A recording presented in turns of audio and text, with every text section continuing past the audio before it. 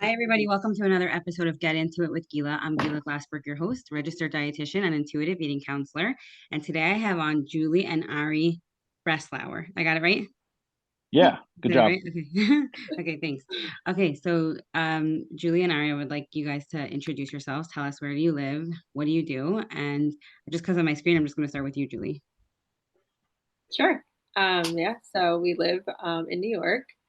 Sorry, what was the other question? What do you do? Oh, what do we do? We don't work in content creation. We Okay. both work in healthcare, Okay. um, which is always a surprise to people Do you because work together? no, we don't work Oh, together. okay. But yeah, people are always Okay. like surprised that we don't actually do content creation full time. Yeah.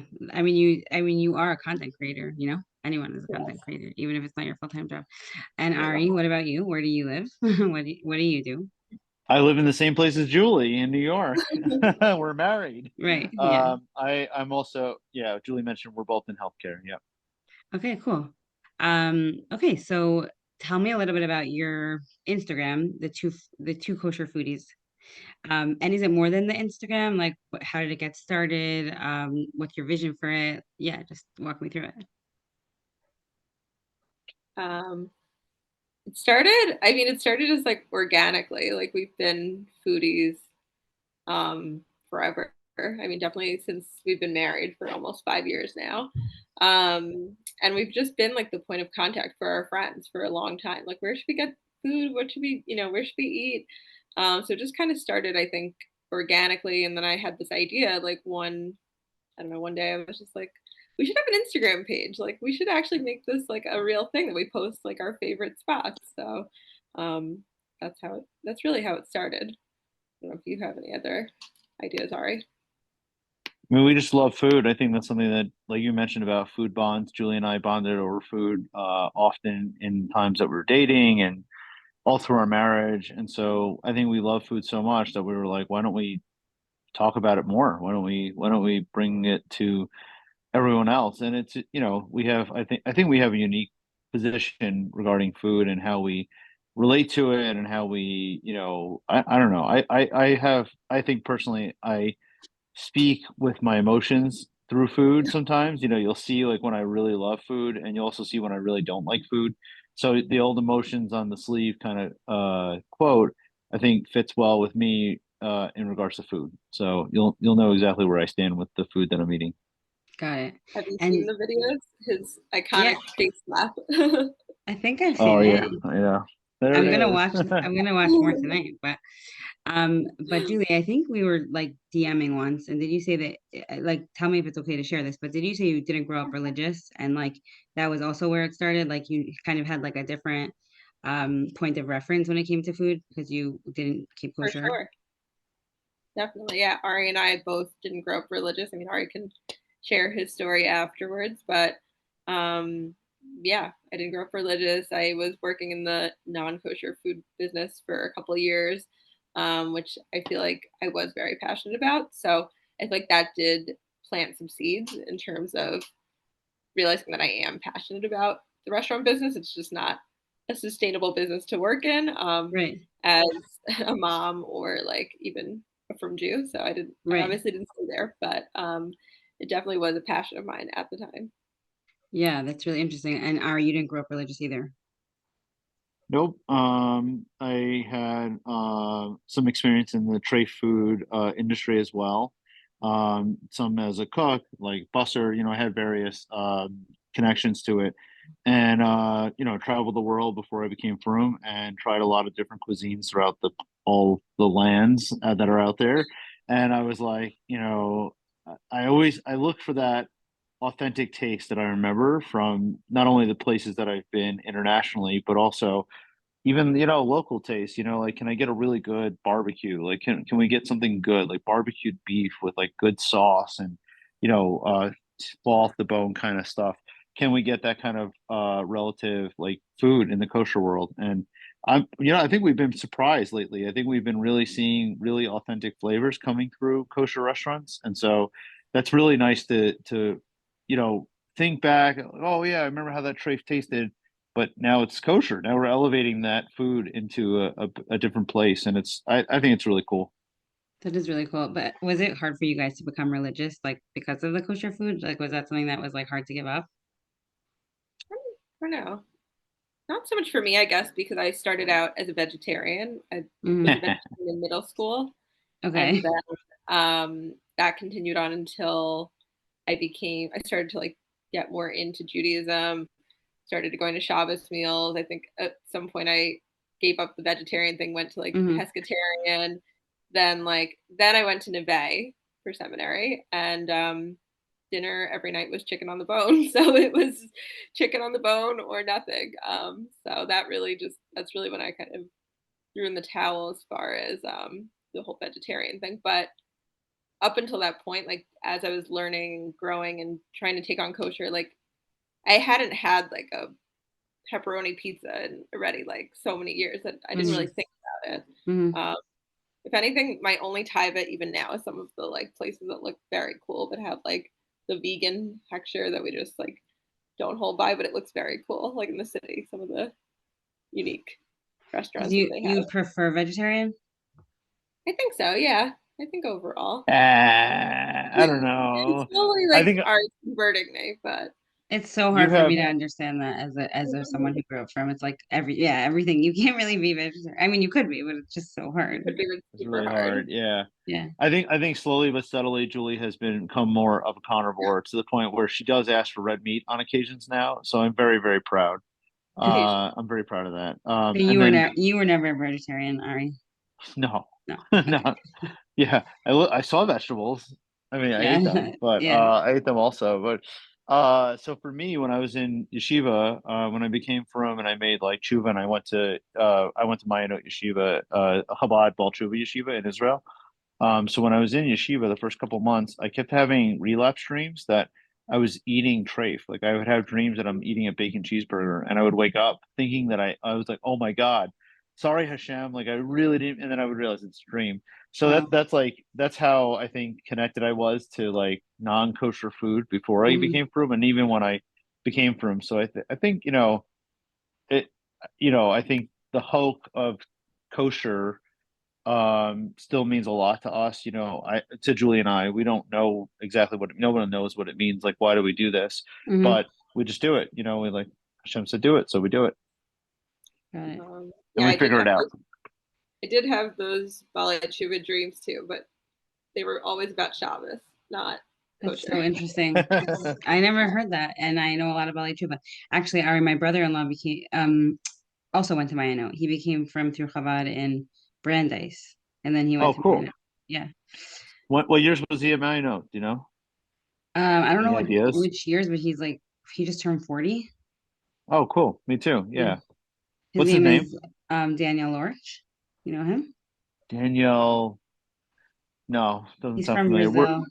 from Brazil. Yeah. Oh, it's so interesting. I did know a couple of Brazilians when I was in yeshiva. I don't remember their names though. I might notice his face, but yeah, that's so awesome. Yeah, I'll ask him That's if he great. remembers you. Yeah. Yeah, that's really Yeah, I was funny. there in 20 I was there 2013 to 2014 ish. So, No, I yeah, think he was there before 2013. then. I think he was there before Okay. then. Yeah. Okay. That is really funny. Yeah. Okay, so what do you guys do? Do you go to restaurants and you just try the food? Do you collaborate with the restaurants? Like what exactly do you guys do? Yeah, so our main shtick is doing restaurant reviews. That's really where we found is like our niche, and specifically like restaurant reviews where we show our face and we're talking. We've noticed that when we were like trying to figure out if this is a good Instagram page to start out with, first I looked to see if there were any husband and wives doing it, and there are a few. Like I'm Hmm. not going to say there Hmm. aren't, but then we were looking to see like who's doing restaurant reviews and showing their face and really talking into the camera, and there really aren't. Like there really Hmm. are a handful maybe, but overall, like I feel like what we're doing is very unique. Where Ari really is telling viewers like how he feels about the food. He's showing emotion, and also featuring the food. Right. Um, You're saying other people are just not showing their face, they're just like showing the food? right. More people, I feel like most kosher food pages, it's just the food, which is great too. I don't want to Hmm. bash anyone's page. but I feel like there's something about it that people like, that they connect, especially I feel like Ari is usually the the star of the show. So connecting with like what Ari has to say about the food, I think it adds an extra layer to the whole like Yeah. experience of the real.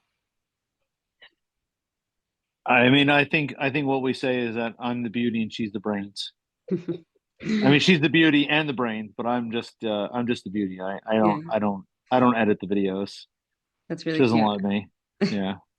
Do you guys cook? Is it just the critiquing the food, Yeah. or do you guys cook? You cook? Mostly critiquing, yeah. Yeah. Occasionally we'll post like food that we make at home, but But do you cook at home like together?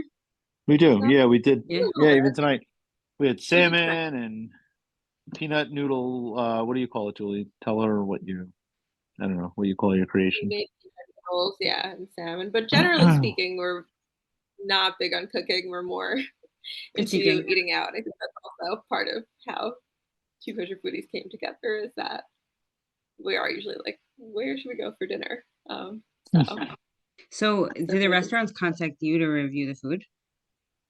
yeah. So over the course, I mean, we've had this page up now since June, I think, of last year. So yeah, over the course of this last year, sometimes restaurants contact us, sometimes we contact them, a little bit of Yep. both. Sometimes we don't contact them at all, and we just show up and just try it out ourselves.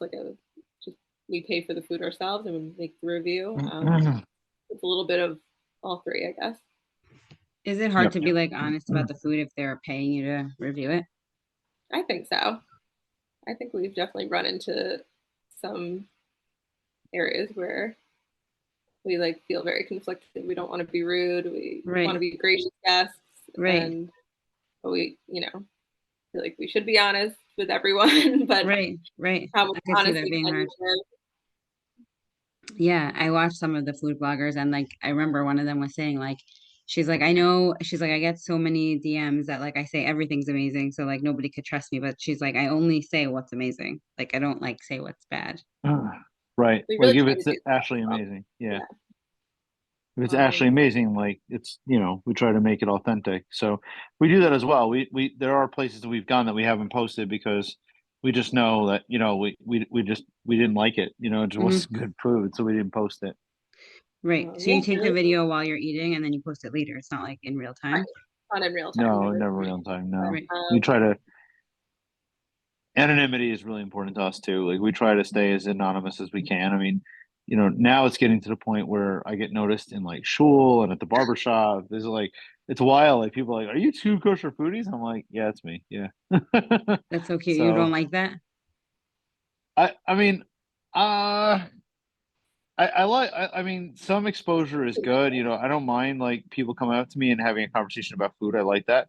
I just think that we always, worry about like, I'm sure you're a public figure also, so you have some weird people out there, maybe, Hmm.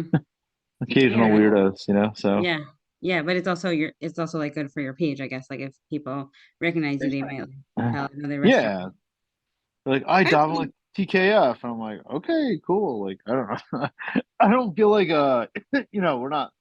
I don't feel like we're celebrities, but I think like, it is kind of cool to get recognized, but also, I don't know. What do you think, Julie? I just think, I mean, I think overall, like most people are harmless. I think we just like, um, just take into consideration just general like internet safety, especially being parents. Like we don't post our Hmm. kids on the internet. Hmm. Just like in general terms, we just try to protect our whole family when it comes Totally. Yeah. to having a public page and not exploiting like our kids or anything like that. Right. Mhm. So will you guys travel to go to a restaurant or you're only like local in the five town somewhere where you live in New York? Try to travel. It's a little hard Yeah. working full time and mom life, What but if we you do guys like try go to on get out. vacation or something? Like if you go somewhere where there's like a kosher food spot. That'd be amazing. Yeah, we hope Yeah. Would you to do that? travel to. Yeah, we hope so. It's just That's been. cool. I feel like it's been hectic lately. Like we haven't been able to get out, but definitly at some point we want to go to Miami. Really Yeah. review all the Lakewood. Oh, By the way, Lakewood. Montreal Oh, has Lakewood. really good kosher food. Oh, Montreal, cool. Yeah. Hmm. California. Yeah, who would have thought, right? Like we went in the summer and it was like this food is so good. It's like better than New Oh, York. it's so That's cool. awesome. Yeah, it's so real. Poutine, right? The Not gravy that. with That fries. wasn't good. Oh That was no, that really wasn't weird. good. The one that we Oh, had, we were like, okay, no way, never trying this again. oh But I will tell you, no. if you guys go, let me know. We got something that this is like so fun that I could like talk about this because nobody else in my life cares. We got a jalapeno that was like breaded and fried with salmon in the inside. It Yeah. was Oh, so interesting. good. Is that interesting? Wow, it's a pretty big jalapeno. Or It maybe was. there's a little bit of like salmon in there, No, it was or like, is it pretty some stuffed? of them are like really big. Yeah, sure. It was I like think that. so. Yeah. Yeah. Wow, that's incredible. Spicy and Incredible. protein. That's Spicy great. and Yeah. yeah, it was really good.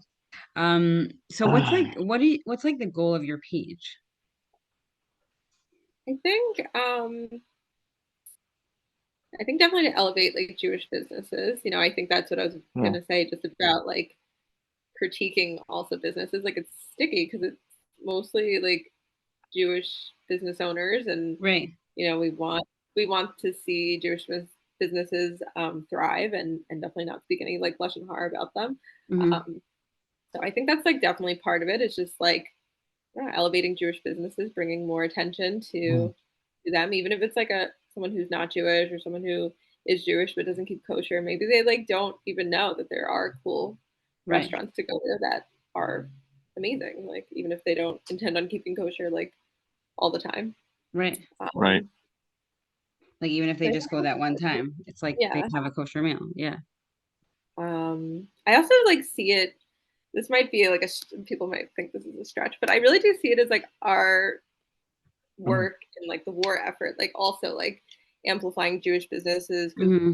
more money that Jewish business owners make, the more money they can send to Israel. So like, Right. Right. um, so I kind of think about it that way. It's just a hobby in terms of like, I don't know, our own personal goals. I feel like we just enjoy it, and I personally love like editing. Like that's really Editing my videos. thing. Editing videos. Yeah, I did a minor in undergrad in documentary studies, so that's really where I Oh, learned how to that's so cool. make videos. Yeah. Oh, I'm So like it's a terrible at that. So you can teach me. It's like that's what I find is really hard about Instagram is like I watch these people like making these like amazing videos and I'm like, how do they know how to do that? Like they weren't like, I mean, you were trained, but a lot of people are right. not trained to make videos, or edits or Or, whatever. yeah, or people just have the eye for it. Like it's hard for me to teach someone because I just Right.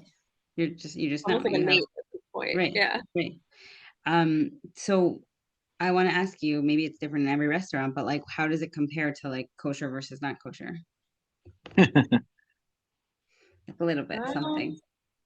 I mean, I think food wise, I feel like there's so many good options, especially in five towns. Like we're really spoiled. Yeah. So I don't really think that I think about like non-kosher food necessarily. Like when we're out, I'm just like grateful that we have all these amazing restaurants like right in our area. I think that a big thing for me, especially coming from the restaurant business, is service and like just overall like hospitality, and the Hmm. way unfortunately some restaurants just like conduct themselves is just not according to like the industry Hmm. standards. So it's a little bit like painful sometimes. Like I'll vent to Ari, like they're not doing like what they're supposed to be doing. Like, um, but I don't know. That's something I think that where kosher restaurants maybe can improve on, is like really looking into like what are the industry standards for restaurants.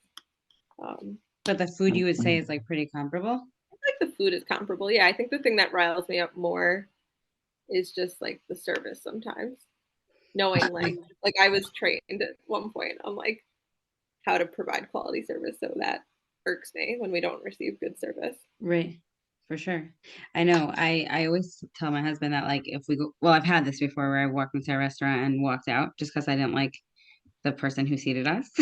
I know that sounds crazy, but like I'm really sensitive and like I like going out to eat and I like sitting and enjoying myself. And I feel like if there's like a negative vibe from the waiter, it's like totally ruins my experience. So like, and I Okay. haven't really had that so much. I really like the restaurants here in the Five Towns, and Yeah.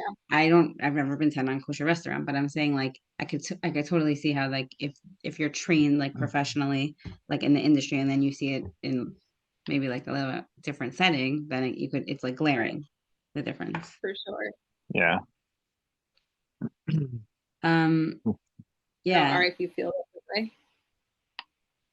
No, I feel similarly. Yeah, I think you're right. I think service sometimes can be floppy, and I think kosher restaurants, I guess they, as a conglomerate, if you're going to a pizza place, they have like pizza and fries and sushi, and if you're going to a meat restaurant, there's sushi, and if you're going to like Right. a takeout place, there's sushi. If you're Right. going to a Chinese restaurant, there's sushi. Is it not like like that in other you know, restaurants? Like in no, Definitely non-kosher? no, No? Why no. not? Chinese restaurant sells Chinese food. The Japanese restaurant sells sushi. The pizza place sells pizza. Like you Uh-huh. would never walk into an Italian pizza restaurant and then say, "Hey, I want to give me a salmon avocado." They'll look at you like you're crazy. They'll be like, "Fugazi, what's the matter Right. with you? Right. Huh? Like, get out of here." Right. So like I just think but it's I don't hard. know. I think that they do the best they can with their marketing and their tactics and what they do. I just, I've seen different things in the food industry too, and I wish there was some outliers maybe that just tried to focus on like one or two or three things, instead of doing everything. Why do you think kosher restaurants do that? That's so interesting. I mean, I feel like it's hard to Uh, survive as a kosher restaurant, so I feel like Mm, they're trying to like maximize their, hmm I don't know, menu, profits. their real estate, their profits. Like, Yeah, I could agree. imagine I that agree with you. Yeah. was probably Right. part It's of it. interesting though. Like if let's say like I'm assuming like like the non-kosher market knows like the industry better than us Jews. I'm assuming. So like if that is the case, then the like you said, you walk into a pizza store, they sell pizza. You walk into a Chinese restaurant, they sell Chinese food. Maybe like sticking to like your niche is better for business. You know what I'm saying? Like or maybe not. Maybe that's just what we're used to as Jews. You walk into a pizza store, you could get a salad and sushi also. You know? Right. As a kosher consumer, you're used to something like that, and maybe I imagine that they'll lift, the financial burden of having like a sushi person there making, rolls. The profit must be maximized. It must be a Hmm. huge profit. But Right. like then you look at like the tray pizza places, let's say for example, that don't have any sushi there. Some of them have been in business like 40 years. Right. Like a Right. lot of them have been like that staple pizza shop. Like I even Hmm. know I drove by it like a month or two ago. I grew up in the Bronx and I drove by this pizza place that my parents always took me to, and it's still there. Like I'm Hmm. 40 now. Like that I Hmm. went there as a kid. That's been over 30 years that the same pizza place has been in business. Right. There is a way to be profitable. I mean, I understand Chalav Israel and I understand Pas Israel and Mishkiach, and the VOD is a Right. whole nother story we won't get into now. Right.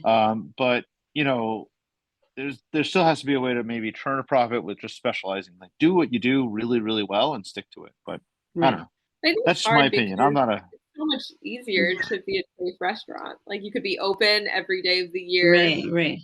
You never have to close if you don't want to. Yeah. yeah, You it's open true. from like 9 a.m. to midnight, if Right. that's really what Yeah. you want. Like, Right. so it's very It's different, yeah. very different scene. It's Yeah. funny because I sometimes like will complain to my husband um that like let's say like I'm not a writer, but I like to write and I like to like read really like well-written books. And so I'm like I don't like reading like certain Jewish books, not to put anyone under the bus, but I'm just like I went to college, like it's hard for me to read it if it's not like whatever. And this is what he said, and I wonder what you guys think about this, but he said that like we're like we're like as Jews, we don't like focus so much on like that like I don't want to say this wrong, but like yeah, we don't like we're like focused on our Judaism, we're focused like on our Torah, we're focused on like our Jewish lifestyle. So like so we're not like so professional in like our rating or in like our cooking or like our maximizing our profits. Like we do our hishtadlus, like we do what we're meant to do, but like the kosher food scene is obviously not going to be the non-kosher food scene because that's not what we're trying to accomplish. We're not trying to like Right. indulge in gashmias so much, or we're not trying to like be the best, kosher restaurant in the entire world because yeah, we have to, close on Shabbos and we can't just like continue to work whenever we want or, sell whatever food that we want. We have to like abide by the Torah, but like that's what we're all trying to do, as people who keep For kosher. sure. Yeah, Yeah, definitely. that's totally true. And we say that about, some of the Jewish papers that we see. Like, the literature is just not up to par, but Right. like you said, like if I opened a Gemara and like one daf was like incorrect, like there was a mistake in there, that would be like tragic. I mean, you Right. messed up a Gemara. Like Right. you can't do that. You can't mess up the printing of a Gemara. Printing Right. of a newspaper, Right. it's anything other than the Torah is like, it just Right. whatever flies. So I agree with what you're saying. Yeah. Right. Right. Yeah. But I wish, like my dream, by the way, Julie, I think you agree with me. I wish that we could get a regular Heckscher kosher restaurant with like in the OU or in the VOD or something that would get a Michelin star, or James Beard Award, Michelin star, sometimes there are a lot of food awards that kosher food just doesn't is I don't even think is looked at. And Mhm. I think there are some really quality restaurants out there. And I just wish that we would have the opportunity to like have them recognized, have a really quality, like 5-star service, 5-star food, really creative, something that's out of the box, and sometimes the Michelin, I don't know if you know about Michelin stars. Are you I know familiar? from Chopped. I watched like every episode of Chopped. Oh, cool. Yeah. Okay. So that's where I started learning about it on Chopped and also Top Chef. But like they will award. It doesn't have to be fine dining cuisine. It could just be something as like like a fish and chips restaurant, but they just do it incredibly well and they do something different and it's just amazing. They will award stars for those people. So, I guess Michelin stars probably more fine in dining, but I don't know. I wish we could have like more of like pomp and circumstance in the kosher dining world. So Why do you wish that? Like, do you wish so that like Jews could be represented, or do you think that we should have a better chance because there really are such good restaurants? I think I guess my desire for that is that we like if we did a kosher restaurant really well, I think non-kosher consumers would also patronize it. And I think that's where the meat and potatoes of a restaurant are. Like you go to a restaurant in Queens or something, it's Jews, it's all for observant Jews basically that are in that restaurant. And I think that if you had a restaurant so good that it had a Michelin star, you would attract Gentiles. You'd have Mm. like everyone out there, non-observant Jews, like everyone would come to that restaurant. And I don't know. I think it would be a Yeah, like the breakthrough to say Indian like food this is the place. only one. What What? do you say? Indian food place in Connecticut. Oh, that deserves a Michelin star. Yeah, I think it does. I don't know We about there's that, this Indian place in I've never been there. in Sounds oh my good. gosh, it's amazing. I mean, we salivate. We buy extra food to bring home and freeze. It's just so delicious. We Julie and I both love, and even our son, even our 2-year-old loves flavor and spice. He asks for Yeah, spicy mayo with the sushi. yeah. He wants flavor, and this Indian restaurant is just unbelievable. I mean, it just blows my mind. It blows my mind how good they are, and it's really authentic. It's in the VOD of Hartford, not Hartford, Fairfield County, Fairfield right? County, right? Because it's in Stamford, Connecticut. It's just an amazing, delicious restaurant. I think, Julie, I think we should call up Michelin and tell them get your I don't stars know about that, ready but because it is nice to see that it's like a melting pot of all types of people that come and eat Yeah, there. yeah. Um, Is it like authentic to Indian food, like Very non-kosher? often. Really? Yeah, yeah, yeah, it's To great. try that. I think The I only, heard. the only thing is that I think in real Indian food they use yogurt like in a chicken Right, dish. So right, the right, only downside is that it's all like tofu, not tofu, it's paneer, like the cheese that they use in their dishes. right. So oh, it's so the good. same. But other than that, it's good. I never been to Yeah, an Indian restaurant. I think I heard that there's one in Canada, in Toronto. I think so. Yeah, and I guess now Connecticut. So if we ever, and do you have family in Connecticut, or you just go there to visit? we No, we literally really go just to Stanford for that restaurant. Like Okay, no lies, we good to literally know. drive 2 hours sometimes to get to that place to just eat there. It is literally that good, and I feel so bad for Asher last time we went, Julie. Oh, yeah, it's okay. But anyway, yeah. um, but the Okay, thing that now I I. feel like I don't, I'm not even thinking Michelin star. The thing that I would love is like a middle tier kosher restaurant that's like not too like Oh, not like a takeout place, not super expensive, but has like good food, like a nice aesthetic, just a place to hang out, like maybe even like a bar, but not like a seedy bar, like a I felt nice like bar. that at Streets when I went to Streets. That's how I felt about it. Yeah, Streets kind of had that going for it. Then it closed. yeah, we like There's streets a nowhere lot. to, like, That's a there's good nowhere to point. like hang out and if you're like an observer, like if you're observant and you just like want to hang out, it's not really like a thing to go to like a trafe bar. But that's Right. like a thing like the non non-kosher world, I feel like, is to meet up at a bar with your friends, and not necessarily like, I'm not talking about like binge drinking. I'm just talking about Right, like right, right, and getting a glass of wine. Like, right. in order to really like do that, Well, you could do that at Doma, I guess, like in the front. theoretically, But that's too expensive. That's like way right, expensive. way expensive. Yeah. Like I feel like that's like a thing in like the non-kosher world. It's like a not too expensive restaurant that you could just tell all your friends to come meet up at and like hang out and just get like guac and chips and wine Mhm. and I don't know, have like a nice Right. like girl night. Like, Yeah. But kosher food is probably way more expensive than non-kosher food, right? Like even in like I restaurants would like imagine so. pizza, sushi, yeah. Yeah. Well, pricing wise, I don't know. I don't know necessarily. All right. Yeah, no, not tray food is way cheaper. Yeah, there's no competition. You know, And the type of the restaurant I'm nature. describing though, all right, I don't know if it would What, Julie? be the type of restaurant I'm describing though, I feel like would have comparable pricing to like, I don't know, a middle tier restaurant in this area. Like Cork and Yeah. Slice, like they kind of do that because I think you could get one at Cork and Slice, but are you saying even cheaper than that? Probably cheaper than Cork and Slice. Yeah. That's Yeah. a good idea, you guys. If you want to get started on that. Okay, great. We'll get started on it. We'll let you know how Okay. it goes. Yeah. Yeah. The new restaurant So Capri is funny. really good. Did you try it? Which Capri, one? we've been there. Yeah. Julie's I been there really liked twice. I've it. been there once. Yeah. I liked Yeah. It's it. pretty funny. Yeah. We live very close, so it's like easier than going to Cork and Slice. And For I sure. also just like love trying food and tasting food and talking about food and all things For food. sure. So it's like, yeah. Definitely. But what about, sorry, go ahead. No, I just in terms of like our goals, like I heard this like concept. I don't know if you've like heard it as well in terms of like fixing the world with food. Hmm. There's like what? Sorry.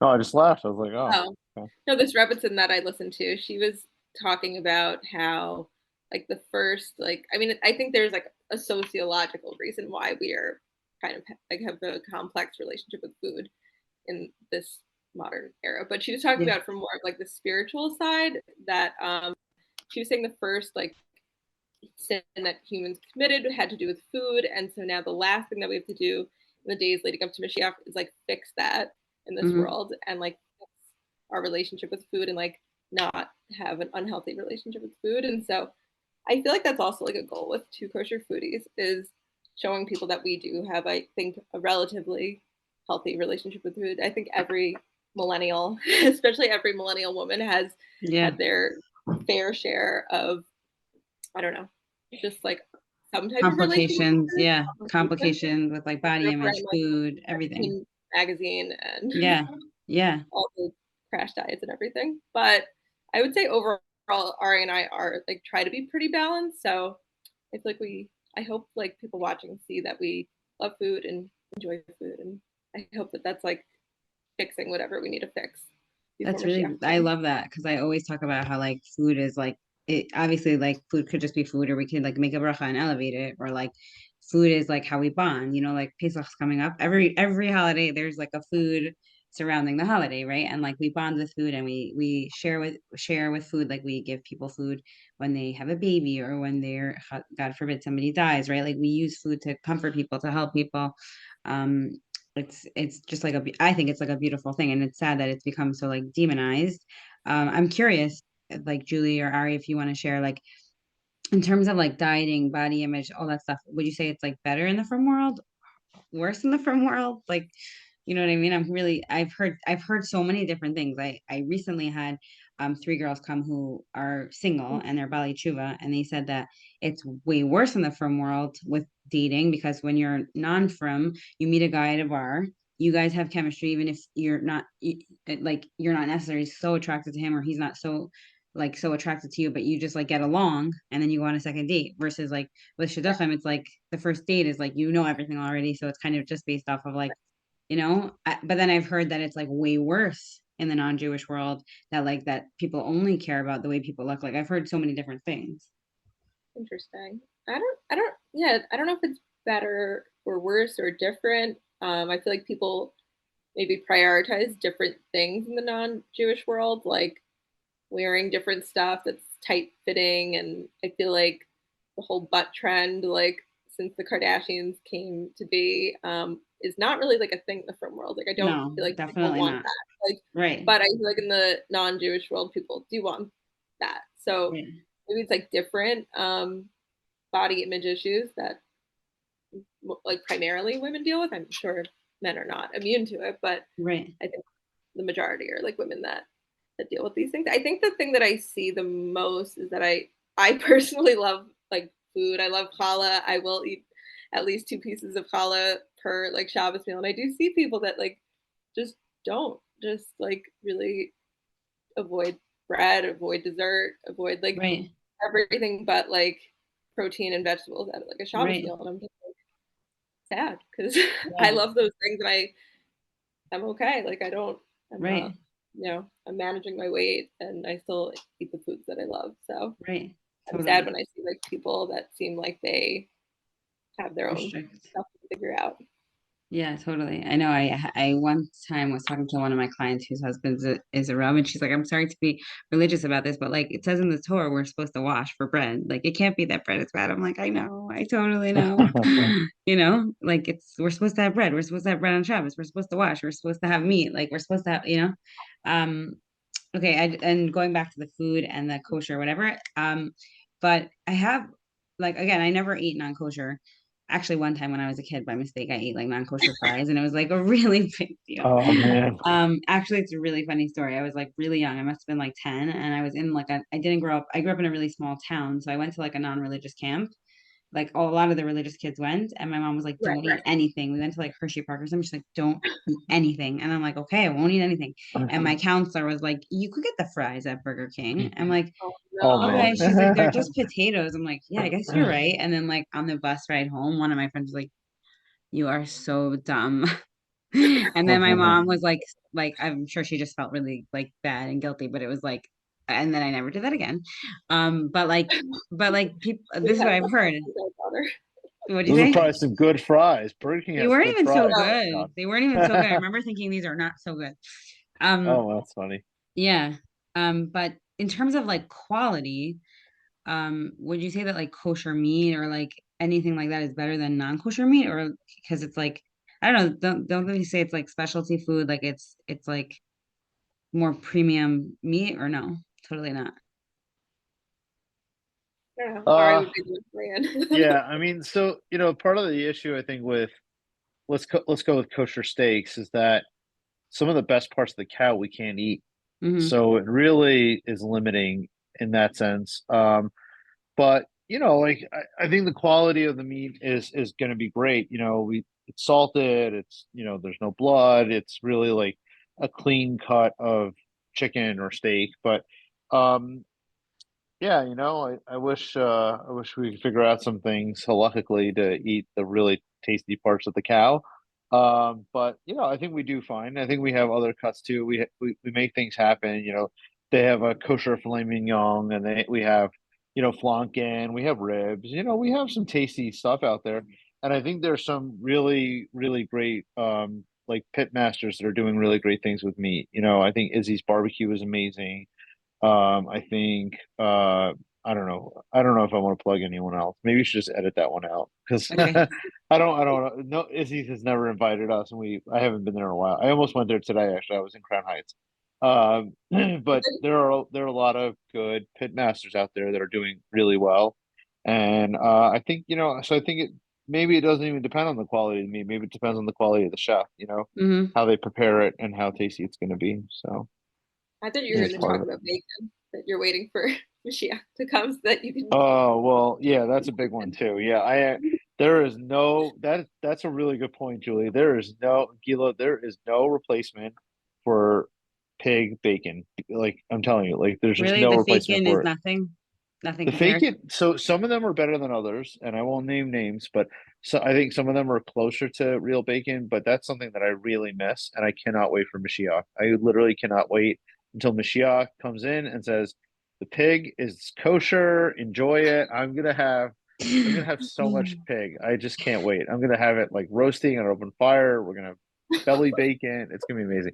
But anyway, so that's something that, we try in the kosher world to make it work. We try to get Hmm. this beef fry going, and I've Yeah. had lamb bacon before, I've had duck bacon, I've had a lot of different types of kosher bacon, and it some of them come closer than others, but there's just no replacement for it. You can't get the similar taste and saltiness of it. So Interesting. That's so yeah. interesting. And then in terms of the meat, the cow that we're not allowed to eat, which part is like really good? Like I thought we're only not allowed to eat that one part, like the Gila, right? Like what else are we not? Yeah, but there's it's the T-bone. It's like T-bone is the, I think, best part of a cow. Mm, Um, so there's no kosher T-bones. I personally miss T-bones a lot. Like I had kosher treif T-bones are delicious, and so yeah, it's not only that. I just googled it. It's the sirloin, filet mignon. So an authentic filet mignon is not kosher. T-bone and porterhouse. Porterhouse also is a fantastic cut of the steak, cut of the cow, and these are all things that we cannot eat. interesting. That's so it's like again, I never eat non-kosher except for those fries. I'm sure I ate Yeah, non-kosher when I was a kid, but like so I don't like I don't like I really want to try KFC. Like it looks really good, but like all the other meats yeah, I never even tasted, like whatever. I never thought about it. So you guys are getting a lot of schar because you like both really love food and you're not eating treif. So that's a big deal.